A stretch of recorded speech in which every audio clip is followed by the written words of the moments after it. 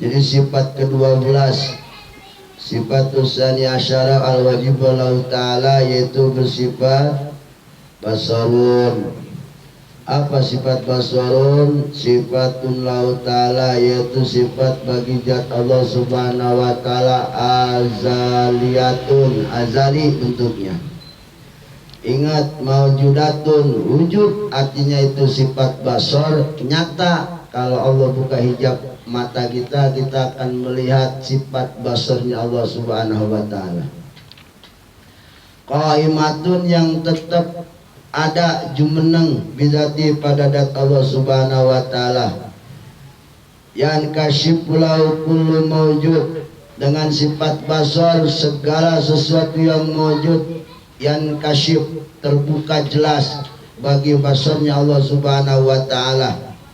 Mindawati, baik bentuknya zat, benda, bentuk, wa aswatin, bahkan suara pun Allah bisa lihat.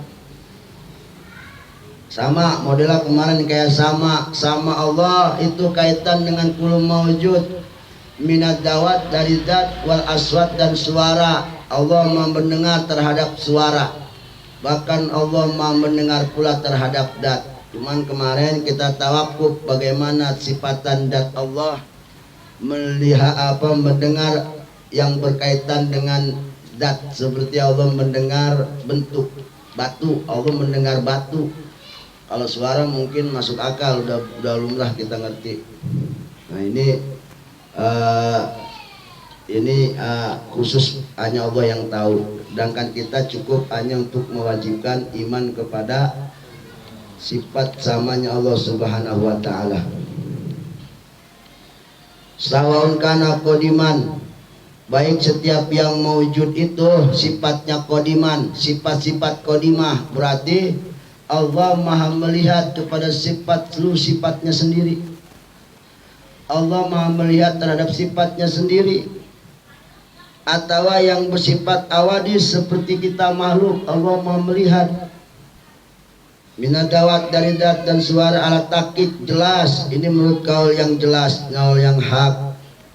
Inkisapnya kepada perkara mawjud akan sifat basarnya Allah wajib kita yakini. Tidak ada satupun yang terhilaf akan basarnya Allah Subhanahu wa ta'ala. Maka wajibu ala imanu dzalik bidzalik, wajib kepada kita terhadap sifat ini untuk mengimani, membenarkan akan sifat basarnya Allah Subhanahu wa ta'ala.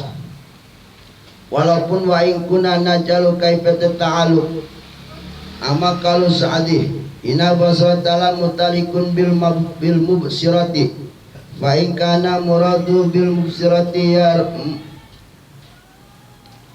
fa huwa sahih li annaha jami'ul mawjudati, wa in aidin fala khilafa baina aimati, wa in kana muradu bil mubsirat binisbati lana wa dhaifun syadun la ya'ulu alaih.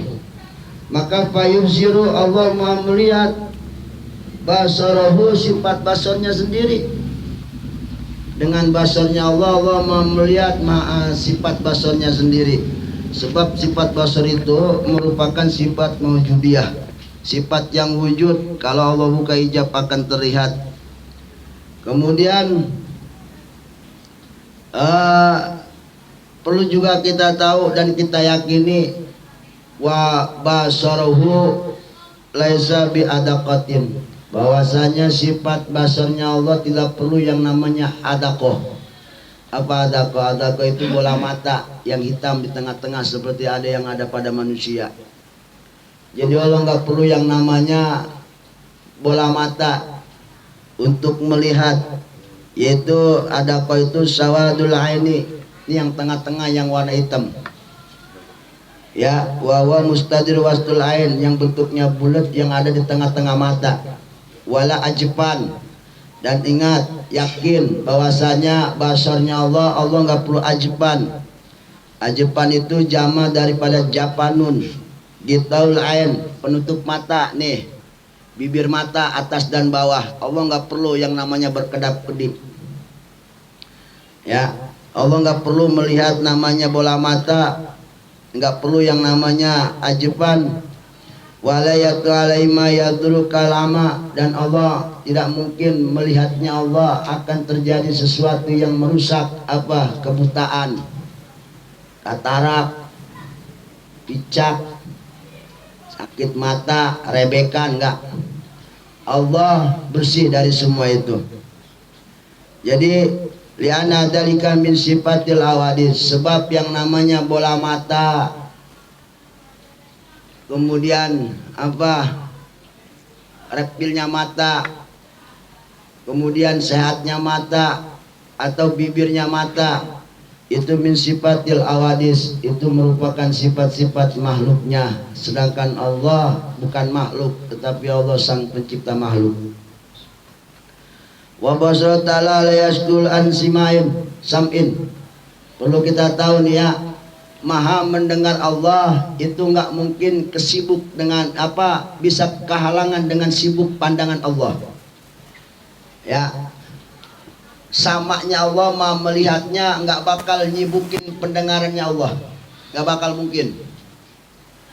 Wala sam'u an basari, begitu juga melihatnya Allah tidak akan terganggu dengan sifat basarnya Allah. Samanya Allah tidak akan mengganggu basarnya Allah, dan basarnya Allah pun nggak bisa mengganggu akan samanya Allah. Maksudnya apa? Kita ini kan begini ya, kalau kita fokus memandang, biasanya pendengaran kita itu kurang. Kita fokus dan melihat, biasanya pendengaran kita itu rada kurang. Ditegur aja, woi, kita kan sebutnya mohon fokusnya, nggak terganggu berarti. Allah enggak sama sekali. Atau sebaliknya, kita fokus ngedengerin, biasanya pandangan terganggu. Coba aja kita naik motor, fokus sama dengerin Walkman, fokus lagi nabrak aja tiba-tiba, pandangan terganggu. Allah tidak ya. Bal yabsiru syai'an wa yasnu fil an, bahkan maha mendengar dan melihatnya Allah itu berbarengan pada satu. Kalau saya ngomong satu waktu, tapi jangan dikaitkan Allah itu berkaitan dengan waktu. Allah itu enggak, sekali lagi ya, kalau kita bicara tauhid, kemudian bicara sifatan makhluk kepada Allah, ini mungkin hanya supaya penjelasannya lebih masuk akal aja. Tapi pada hakikatnya harus kita hilangkan keimanan kita tentang itu. Jadi sekali lagi, Allah nggak perlu waktu. Allah nggak ada tuh Allah malam, Allah siang, Allah dulu, Allah sekarang. Ya, Allah zaman dulu, Allah zaman sekarang. Nggak ada Allah kaitan dengan waktu atau berkaitan dengan tempat. Allah maha bersih dari semua itu. Sedangkan kenapa? Karena Allah nggak butuh makhluk, Allah nggak butuh waktu. Nggak ada bagi Allah tuh jam 1, jam 2, jam 3, jam 4 sampai 12 jam, nggak ada, nggak berlaku. Itu berlaku hanya buat makhluk. Siang malam pun sama. Jadi nggak ada Allah dikaitkan dengan waktu, nggak ada, atau dengan tempat, nggak ada. Itu kalau ada orang peribahasa, ono masjid Baitullah, berarti kan itu bait dikaitkan ke Allah. Maka harus kita pahami maksudnya bait itu dikaitkan ke Allah, bukan masalah itu Allah ada di rumah itu, tetapi dikaitkan kalau rumah itu dimuliakan Allah. Rumah itu dimuliakan Allah. Ya, seperti masjid, tempat-tempat yang dimuliakan Allah dikaitkan kepada Allah, Baitullah. Ya, kitabullah, Quran disebutnya kitabullah, berarti artinya kitab yang dimuliakan Allah Subhanahu wa taala. Jadi Allah harus dibersihkan dari segala sifat makhluk. Sekali saja kita nisbatkan, tempelkan Allah kepada sifat yang bersifat makhluk, maka ini sama aja kita menjadikan Allah memiliki sebuah kelemahan. Maka harus sering-sering kita jaga keimanan kita, baik pikiran atau ucapan atau kelakuan. Jangan sampai kita menjadikan mengaibkan Allah, merendahkan Allah walaupun hanya sedikit. Naudzubillah summa naudzubillah min dari ya. Bikhilafil hawadis, berbeda dengan sifatan makhluk. Kenapa? Sebab yang namanya makhluk tadi yusgiluhum an simalihim, pendengarannya akan terganggu dengan fokus penglihatannya. Juga sebaliknya, penglihatannya akan terganggu dengan fokus pendengarannya. Jadi kalau ada salah satu pendengaran dan penglihatan manusia ada yang menang dalam fokusnya, maka yang kalah itu akan terganggu, tidak stabil pendengarannya, sebab fokus melihat, dan melihatnya pun nggak bakal stabil karena fokus mendengar. Itu sifatan makhluk, dan kalau Allah tidak seperti itu. Ya, bareng al-an. Ya, bahwa ta'ala la yudhibu an sam'ihi, dan ingat, maha mendengarnya Allah itu nggak bahkan ada istilah menjauh. Jadi perkara yang wujud tidak dikaitkan dengan maha melihatnya Allah itu jauh kecil, kalau dekat gede, kayak bagaimana penglihatan kita. Buat Allah inkisaf taman, semuanya sama aja, mau dekat mau jauh. Bagi Allah nggak ada perbedaan. Orang maunya jauh ataupun dekat dengan masjid, bagi Allah inkisaf taman, semuanya kelihatan 100% full, nggak ada yang kekurangan sedikit pun antar dekat dengan yang jauh. Jadi nggak ada sifatan kalau jauh itu kelihatan kecil, kalau dekat kelihatan besar. Enggak, bagi penglihatan Allah mah enggak, kewaspadaan Allah enggak sampai begitu. Itu sifatan makhluk yang begitu mah. Nah, wa in khafi, walaupun remeng-remeng sekalipun enggak. Wala tasbih sifat al-khalqi, dan kita perlu tahu sifat Allah tidak sama dengan sifat melihatnya makhluk, sehingga tidak ada satupun penglihatan Allah yang bagi makhluk yang khilaf buat penglihatan Allah Subhanahu wa taala.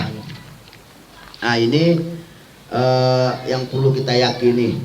Jadi kesimpulannya, sifat basar Allah Subhanahu wa taala sama dengan sifat samanya Allah Subhanahu wa taala. Muta'alikun bikulli maujud, itu berkaitan kepada seluruh yang maujud, gitu.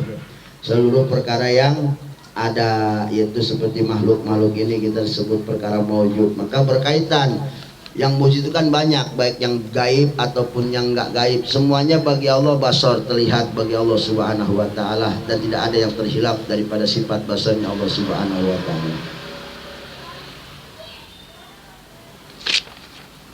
Terus wa'lam annahu qad taqaddama ana kullu minas sami wal basar mutalikun bi kulli maujud. Ketahuilah bahwasanya telah kita dengarkan bahwasanya sifat sama dan sifat basarnya Allah muta'alikun bi kulli maujud. Ini kaitannya dengan hal perkara yang maujud. Tetapi walakin inkisabta, walakin apapun, tetapi perlu kita sadari, apapun yang terlihat 100% oleh mata itu nggak ada kaitan dengan inkisab basar.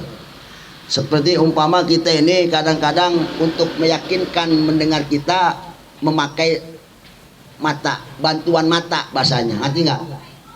Kita ingin meyakinkan pandangan kita 100% pakai bantuan kuping. Kadang-kadang seperti itu, saling bantu. Supaya pendengaran kita jadi 100%, butuh dengan yang namanya pertolongan pandangan. Atau sebaliknya, pandangan kita biar full 100%, itu kadang-kadang juga perlu bantuan yang namanya pertolongan pendengaran. Bagi Allah, antara pendengaran dan penglihatan Allah Subhanahu wa taala ini sama-sama memiliki inkisab taman, semuanya mempunyai nilai 100% masing-masing. Jadi tidak ada saling bantu membantu. Sebab begini, kalau ada sifat model hal seperti bantu membantu, seperti umpama Allah maha ilmu, tahu nggak ilmu? Tahu, berarti maha taunya Allah itu nggak perlu yang namanya melihat. Beda sama kita. Kita kadang-kadang pengen tahu tapi perlu melihat dulu. Ngelihat dulu, berarti kan pengetahuan kita butuh yang namanya penglihatan. Ini sebuah sifat kelemahan namanya. Ya, sebuah sifat kelemahan. Atau kita pengen tahu dengan cara bantuan mendengar. Kayak kita ngaji nih, pengen tahu, kan pakai dengerin dulu baru kita tahu atau baru kita paham. Berarti kita termasuk lemah. Nah, itu bedanya kita dengan Allah Subhanahu wa taala. Jadi maha ilmunya Allah, maha basarnya Allah, maha samanya Allah, itu masing-masing semua inkisab taman 100% dan tidak saling berkaitan, saling bantu membantu. Sebab antara ada sifat istilah saling bantu membantu itu biasanya sifat lemah, dan itu berlaku buat makhluknya. Kemudian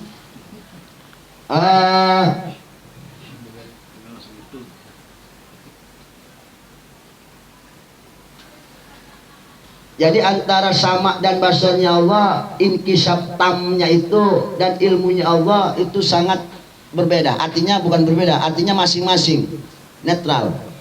Sama basar, wala ya'lamu haqiqata dzalik inkisab bainas salah. Dan pada intinya kita nggak tahu bagaimana secara hakikat inkisab itu antara tiga ini, sama, basar dan ilmunya Allah, kecuali Allah sendiri yang tahu. Ya, ini yang perlu kita sadari. Jadi intinya kita cukup mewajibkan untuk meyakinkan kalau Allah memiliki sifat basar dan basarnya Allah ta'aluk kepada setiap perkara yang mewujud, baik bentuknya benda ataupun suara. Allah bisa melihat benda, bahkan Allah bisa melihat suara sekalipun. Ini sifat basarnya Allah subhanahu wa ta'ala. Dan kita nggak tahu kaifiat cara Allah mendengar, melihat yang namanya benda. Kalau melihat suara, kalau benda mungkin seperti halnya kita aja. Nah, ini kita balik kepada Allah subhanahu wa ta'ala, tawakuf artinya. Kemudian walaysal amru ala ma nahudhu min anal basara yufidu bil musyahada wuduhan faqul ilmi bal jamu sifati tama kamilah. Dan ingat, tidak ada istilah basar itu lebih jelas daripada ilmu. Artinya kejelasannya itu, inkisabnya itu melebihi dari sifat yang lainnya. Enggak, semuanya sama-sama 100%. Enggak ada yang lebih, enggak ada yang kurang. Sama halnya seperti kita, beda kalau makhluk. Kalau kita kadang-kadang begini, ilmu kita 50%, penglihatan kita kadang 70%. Jadinya enggak sama. Kalau buat Allah subhanahu wa ta'ala itu sama-sama semua 100%, enggak ada yang saling mendahului, tidak ada saling mengurangi, enggak ada. Berbeda dengan kita, melihatnya kita kadang-kadang lebih jelas dari mendengar, atau ilmu kita kadang-kadang lebih tinggi daripada melihat, dan sebaliknya. Itulah sifat makhluk berbeda dengan sifat Allah subhanahu wa ta'ala. Maka wa'lam anna ta'ala qasama wal basar binisbatil lil awalis qoblal wujudiha. Dan perlu kita tahu juga ta'aluk sama dan basarnya Allah subhanahu wa ta'ala terhadap perkara makhluk itu bisa terhadap perkara makhluk yang sebelum terwujudnya. Ai anal awas ba'da wujudian munkasibatun lau ta'ala bisam'i wa basri inkisaban jaidan alal inkisab ilmi fala umma binisbatil awas ta'alukani.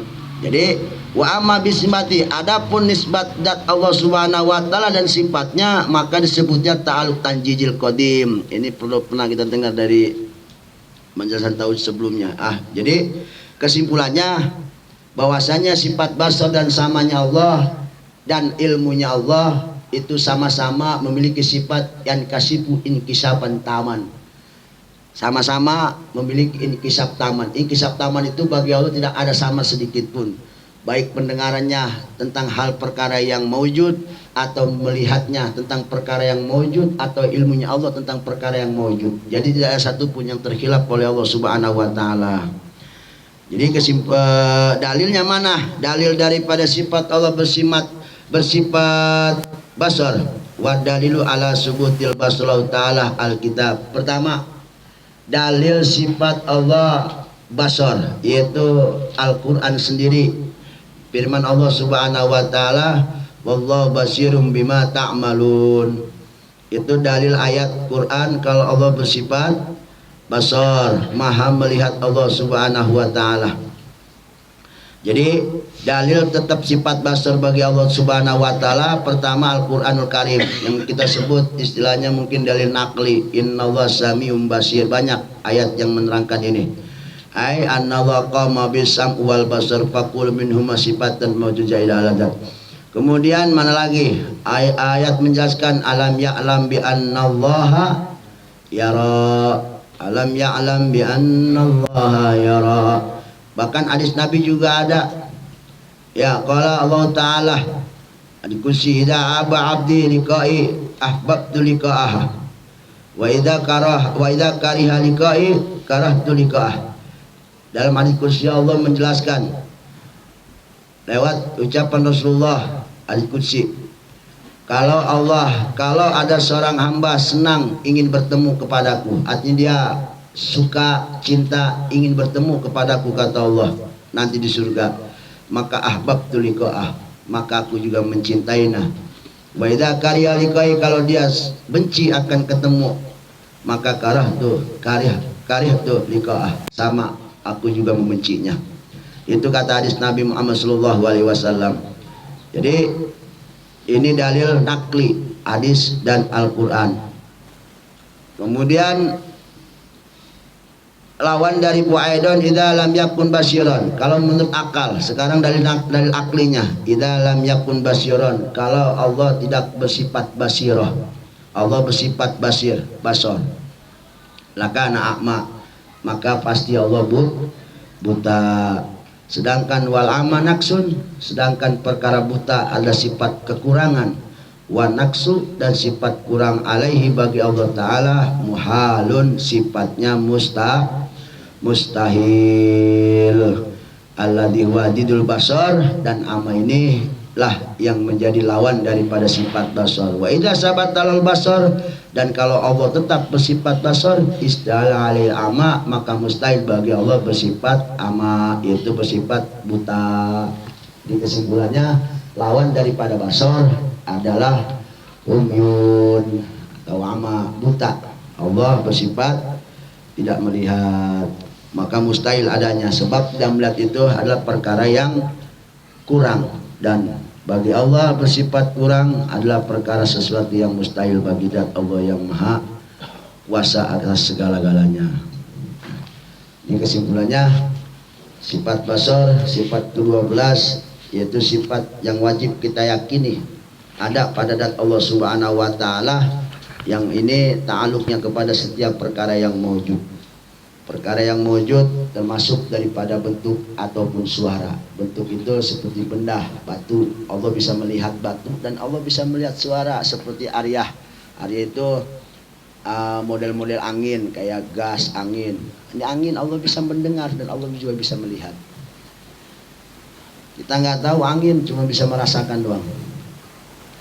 Ini maha besarnya Allah, kemahaannya Allah, sehingga bukan yang dilihat itu hanya bukan benda, tapi perkara yang seperti angin itu juga Allah maha melihat, dan Allah maha mendengar Allah terhadap dat, dan maha melihat Allah terhadap dat, dan maha melihat Allah kepada suara, atau juga maha mendengar Allah kepada suara, dan maha melihat kepada suara. Jadi suara bisa dilihat oleh Allah Subhanahu wa Ta'ala. Ini sifat ke-12 yang wajib kita yakini. Ingat, wajib yang kita yakini. Artinya wajib di sini berarti kita meyakinkan adanya, jadi mustahil ketiadaannya. Bagi orang yang tidak mempercayai akan sifat maha melihatnya Allah, maha waspadanya Allah, maka dipertanyakan keimanannya. Jadi itu tadi dalilnya, semuanya ada dalilnya, enggak nakli doang, bukan akli doang, nakli juga banyak keterangan tentang Allah bersifat basar. Kemudian asifatus salisata asyara wajibatul al-kalam. Sifat kalam sekarang, kalamullah, sifat kalam Allah wa sifatun lahu ta'ala azaliyah, sama arti makna daripada kalamullah. Allah wajib bersifat kalam. Apa artinya? Wa sifatun lahu ta'ala, itu sifat bagi Allah Subhanahu wa Ta'ala azaliyah, yang sifatnya azali. Ingat, kalamnya kalam azaliyah, bukan kalamnya kalam hadisiyah. Wa maujudatun, dan kalamnya Allah itu maujud, terlihat, ada. Qaimatun bidzat ta'ala, yang netap pada zat Allah Subhanahu wa Ta'ala. Terus mutalikun bima ta'alaqu bil ilm, dan ta'aluknya sifat kalam, berkaitannya sifat kalam itu sama dengan sifat ilimnya Allah Subhanahu wa Ta'ala, sifat ilmu. Minal wajibat, baik berkaitan kepada hal yang wajibat, atau wal mustahilat, berkaitan dengan mustahil, wal jaizat, dan perkara yang jaiz bagi Allah Subhanahu wa Ta'ala. Ya, namun bedanya kalau sifat ilmunya Allah berkaitan dengan wajibat, mustahilat, dan jaizat, itu maknanya munkasifatun lahu, terbuka bagi Allah Subhanahu wa Ta'ala, jelas bagi Allah Subhanahu wa Ta'ala. Jadi Allah Maha tahu mana sifat wajib baginya, dan Allah Maha tahu mana sifat yang mustahil baginya dan sifat jaiz baginya. Allah nggak buta akan semua itu, atau nggak bodoh akan semua itu subhanahu wa ta'ala. Namun kalau sifat kalam apa maksudnya?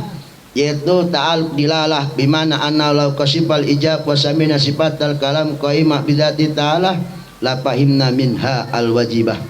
Kalau Allah buka hijab tentang masalah kalamnya Allah akan memberikan pemahaman kepada kita. Sebagaimana Nabi Musa ya pernah munajat ingin bertemu dengan Allah subhanahu wa ta'ala.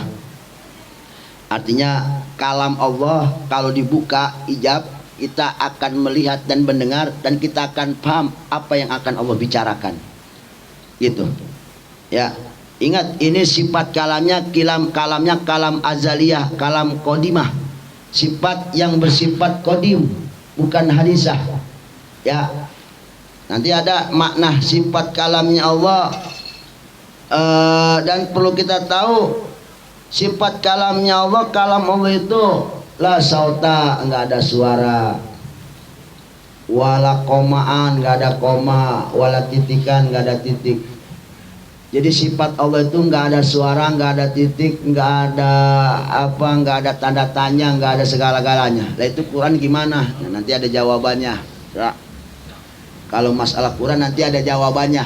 Karena kita lagi kajinya ini sifat yang kalam qadim, kalam azaliyah, kalam yang sifatnya azaliyah, beda dengan yang sifat hadisah. Paham? Nah, jadi kalamnya kalam yang ada pada zat Allah subhanahu wa ta'ala. Kalam qaimah bi ta'ala la fahimna, maka kita akan paham akan semua itu kalau Allah buka hijab tentang kalamnya Allah subhanahu wa ta'ala. Emang yang rada ribet ini kalau tentang itu ya, tentang sifat kalam rada susah, rada puyeng lah bahasanya sifat kalam Allah ini ya. Sekarang begini, kalau sifat kalam Allah itu kan laisa bihatfin, nggak ada suara, nggak ada huruf, wala saut, nggak ada suara, wala hatfin, nggak ada huruf, wala koma dan sebagainya. Sebagaimana yang kita tahu yang namanya ucapan-ucapan makhluk kayak seperti itu. Dan Allah itu nggak ada suara, nggak ada huruf. Pertanyaannya bagaimana Quran? Itu ada suruf, ada juz, ada ayat, ada apa aksaranya, ada hurufnya, ada. Orang nyebutnya kalamullah pasti. Quran itu disebutnya kalamullah. Nah, ini perlu kita omongin sedikit ya tentang masalah ini. Itu nanti nomor 2-nya, sebab sekarang kita ngomongin nomor 1-nya dulu, yaitu kalam sifat azaliyah bagi zat Allah yang tadi kita sebut laisa sawat, gak ada suara, wala arfan, gak ada huruf, wala ayatan, gak ada ayat, gak ada juz, bahkan nggak ada surat, nggak ada nama segala apa, nggak ada. Ya, ini berbeda dengan kalam hawadis, kalam makhluk. Nanti itu masalah yang kedua. Sekarang kita untuk mengenal dulu sifat kalam Allah subhanahu wa ta'ala. Jadi sifat kalam Allah subhanahu wa ta'ala itu ini berkaitan ta'aluknya atau berkaitannya terhadap perkara yang wajib bagi Allah, wal mustahilat yang mustahil bagi Allah, wal jaizat dan perkara yang jaiz bagi Allah. Kalau Allah buka hijab tentang kalamnya Allah, kita akan paham apa yang Allah maksud dari kalamnya itu. Sebagaimana halnya yang terjadi pada Nabi Musa ya. Kemudian lakin ta'a wa ta'alukul kalam biatal kudilalah bimana anaula kasfal hijab la fahimna minha al wajib wa mustahil wajib fal wajibat kali ta'ala. Mana contoh seperti hal yang perkara wajib ya, seperti zat Allah subhanahu wa ta'ala dan sifat-sifatnya. Jadi maknanya apa? Wa mana ta'aluku bidzati ta'ala annau yasbutul kamal. Jadi sifat kalamnya Allah, pasti Allah akan bicara tentang masalah kesempurnaan zatnya sendiri. Dan itu kita bisa paham kalau Allah buka. Lalu kita bisa tahu kalau Allah nggak buka hijab, kita nggak ngerti tentang sifat Allah. Kita nggak ngerti mana yang wajib, mana yang mustahil, mana yang jaiz bagi Allah subhanahu wa ta'ala. Kok kita bisa paham? Karena ada Quran yang kita baca, karena hadis Nabi yang sering kita dengar. Dari situ kita bisa paham dilalah ucapan Allah pada kalam kodimnya. Dan adapun kalam madlulnya yang kita baca, yaitu Quranul Karim, sehingga kita paham apa yang dibicarakan oleh Allah subhanahu wa ta'ala Dikala para nabi menerima wahyu, itu berarti mereka sudah dibuka inkisab pada kalamnya Allah Subhanahu wa taala, sehingga mereka bisa tahu kalau ini adalah firman Allah Subhanahu wa taala tentang masalah-masalah hukum agama. Tentu pada hakikatnya kalau Allah nggak buka hijab kepada para rasul, maka kita nggak bakal bisa tahu, karena rasul sendiri pun nggak bakal tahu apa yang Allah ingini. Sehingga kita bisa tahu karena ada Al-Quranul Karim yang kita baca. Sehingga kita bisa tahu akan perintah Allah, akan anjuran Allah, karena ada hadisnya Rasulullah Shallallahu Alaihi Wasallam. Kau Rasulullah tahu, kau para Rasul tahu, karena dikala mereka menerima wahyu, Allah buka hijab kalamnya Allah Subhanahu Wa Taala, sehingga mereka bisa paham akan semua apa-apa yang Allah ingini, dan ditulislah berupa ayat, berupa surat, berupa wahyu, sehingga kita bisa membaca dan mengerti dan memahami dan mengamalkannya. Itu maksud daripada kalamullahnya Allah Subhanahu wa taala yang azali, dikaitkan dengan yang namanya sifat kalamullah yang tertulis atau yang dibukukan, itu Al-Qur'anul Karim. Nanti perbedaannya sedikit ya. Bedanya kalau kalamullah azali tadi la sauta, jadi seakan-akan begini, kalam Allah itu ada. Lalu kita bisa paham karena ada madlulnya, ada yang bahasanya, ada yang mengalamati, kita bisa mengerti akan ucapan Allah Subhanahu wa taala, kalam azalinya lewat kalam yang ada di Al-Qur'anul Karim, yang beraksara, yang ada ayat dan sebagainya. Sehingga kita bisa paham dari situ. Dari mana? Dari para rasul. Rasul dibuka hijabnya sehingga mereka bisa mengerti. Sebab para rasul itu kalau menerima wahyu, jangan disangka kayak orang santai begitu aja, enggak. Dahsyatnya luar biasa itu, spiritualnya itu menerima wahyu itu luar biasa, dan itu enggak ada yang bisa merasakan kecuali rasul. Sampai Nabi Musa aja enggak sanggup pingsan di gunung Turusina, kan itu ceritanya. Dikala dia dia bermunajat, ingin bertemu dengan Allah Subhanahu wa taala, enggak sanggup. Malaikat Jibril aja nggak ada yang sanggup, ya. Jadi Jibril membawa ayat wahyu kepada Rasul itu emang udah dibuka madlulnya atau tujuan apa kalamullah, sehingga berbentuk ayat, berbentuk surat, sampaikan kepada para rasul, dari rasul kepada umat. Kalau secara hakikatnya nggak ada yang sanggup. Cuma ada manusia yang sanggup, yaitu Nabi kita Muhammad Sallallahu Alaihi Wasallam. Dikala Isra Mi'raj langsung bertemu, berhadapan dengan Allah Subhanahu Wa Taala, dan jelas itu pasti Allah akan bicara. Allah bicara kepada Rasulullah. Tapi ingat, bicaranya Allah tidak seperti bicaranya kita berdua empat mata. Beda, jangan samakan. Bahkan nanti kita juga melihat Allah di surga, kita nggak tahu dan kita nggak bakal tahu.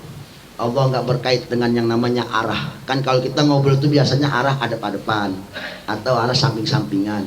Nanti kita nggak ada kayak gitu. Wallahu alam, kita nggak tahu rasanya seperti apa. Itu hanya Allah yang tahu.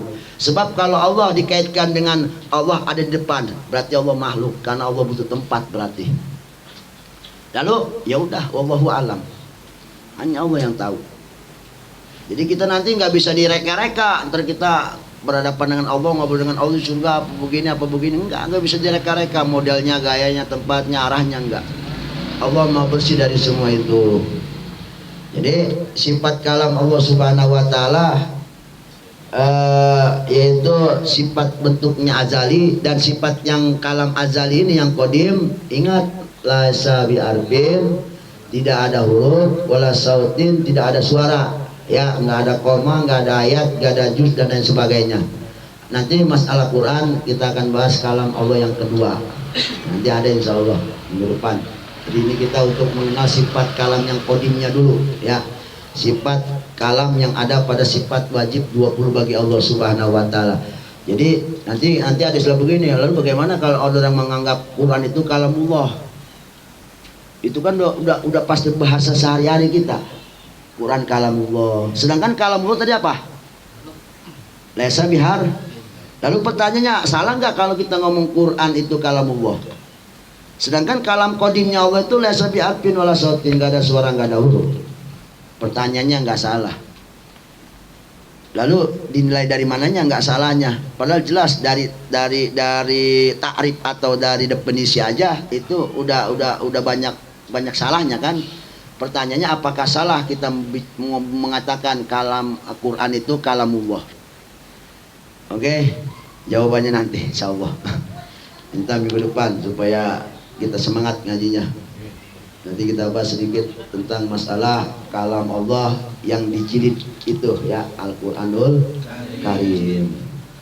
Wallahu a'lam bishawab. Walhamdulillahirabbil alamin. Karena ada